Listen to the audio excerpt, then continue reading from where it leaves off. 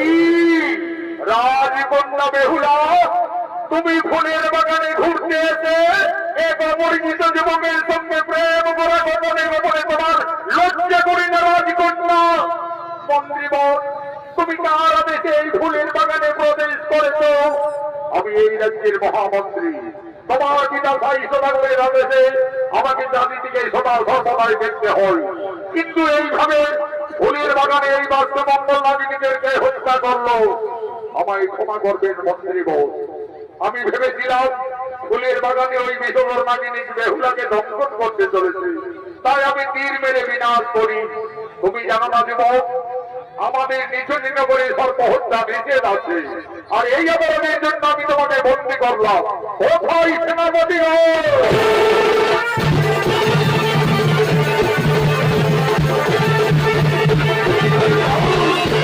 আমাদের তরুণ মন্ত্রী কাকা, শোনো সেনাপতি সকলে, ওই অপরাধী যুবক আমাদের রাজ্যে এসে ফুলের বাগানে দুই নাগিনীকে হত্যা করেছে।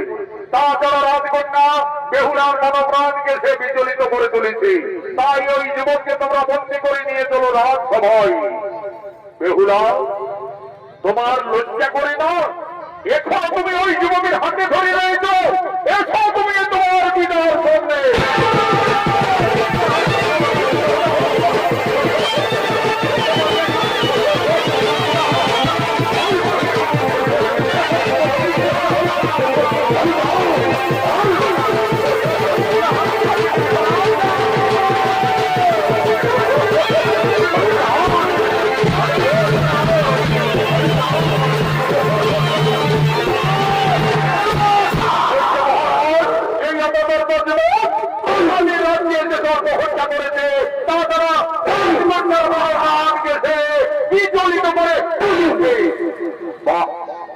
এই অপরাধী যুবক ওখান থেকে হঠাৎ গোপনে প্রবেশ করে আমার রাজকন্যার মনোপ্রাণকে বিচলিত করে তুলেছে, আমার দুই নাগিনীকে হত্যা করেছে।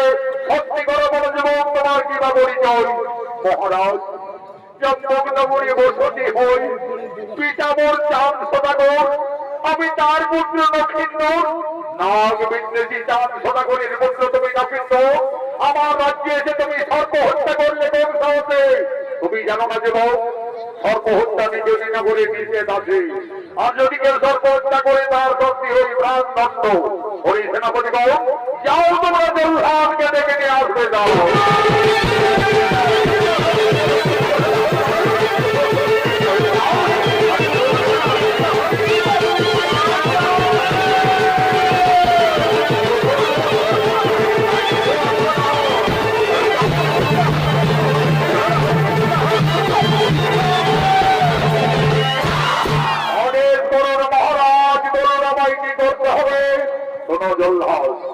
এই অপরাধী যুবক আমাদের রাজ্যে গোপনে এসে ফুলের বাগানে দুই নাগিনীকে বিনাশ করেছে, তাছাড়া রাজকন্যা বেহুলার মনোপ্রাণকে সে বিচলিত করে তুলেছে।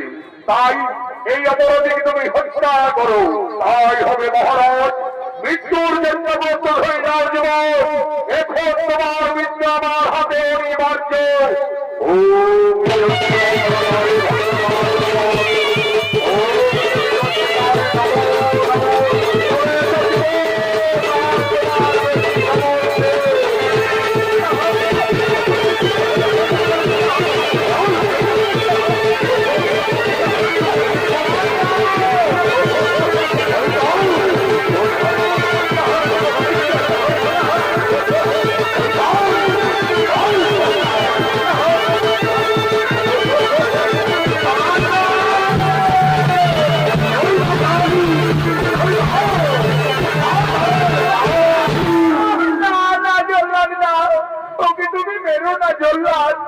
ওকে তুমি হত্যা করলে আমি যে প্রাণে বাঁচতে পারবো না জল্লাদ, আমি প্রাণে বাঁচতে পারবো না।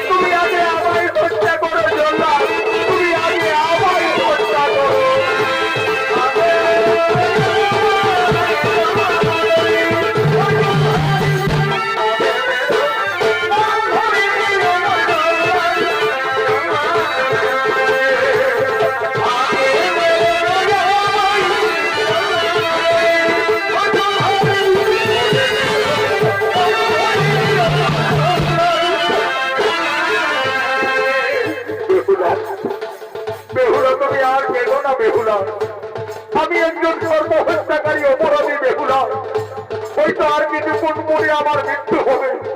তুমি এখান থেকে চলে যাও রাজকন্যা, তুমি আমার জন্য আর কেঁদো না বেহুলা, তুমি এখান থেকে চলে যাও বেহুলা, তুমি এখান থেকে চলে যাও। ও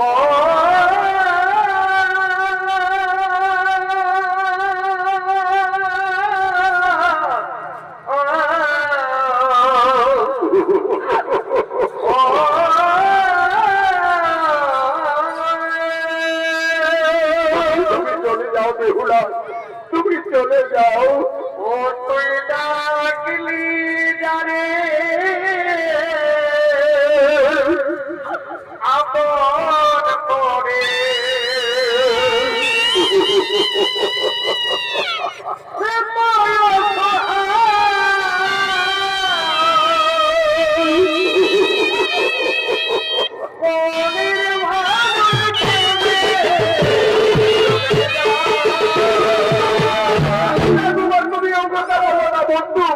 তোমায় ছেড়ে আমি যে প্রাণী মারতে পারবো না কুমার, তোমায় ছেড়ে আমি প্রাণী মারতে পারবো না।